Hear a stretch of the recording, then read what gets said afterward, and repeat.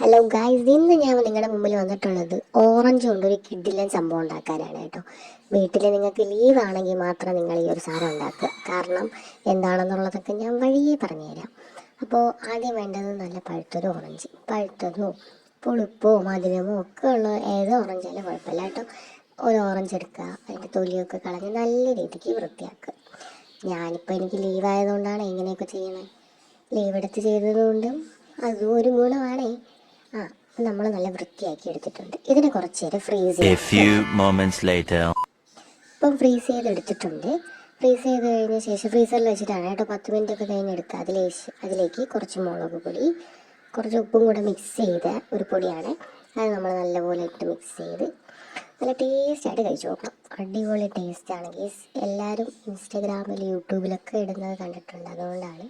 അപ്പം ഇത് കഴിച്ചു നോക്കുമ്പോഴാണ് ഇതിൻ്റെ ശരിക്കുള്ള ടേസ്റ്റ് മനസ്സിലാവുന്നത്. നല്ല രീതിക്ക് മിക്സ് ചെയ്ത് വെക്കുക. ഇനി നമുക്കൊന്ന് കഴിച്ച് നോക്കാം. ഇപ്പം സത്യം പറഞ്ഞാൽ എനിക്ക് കൊതി വരുന്നുണ്ട് കഴിക്കാൻ. വാവ്, ടേസ്റ്റിയാണ് ഗൈസ്. എൻ്റെ പൊന്നോ, ഒന്നും പറയാനില്ല, അത്രയ്ക്ക് ടേസ്റ്റാണ്. നല്ല എരിവുണ്ട്, പുളിയുണ്ട്, മധുരമുണ്ട്.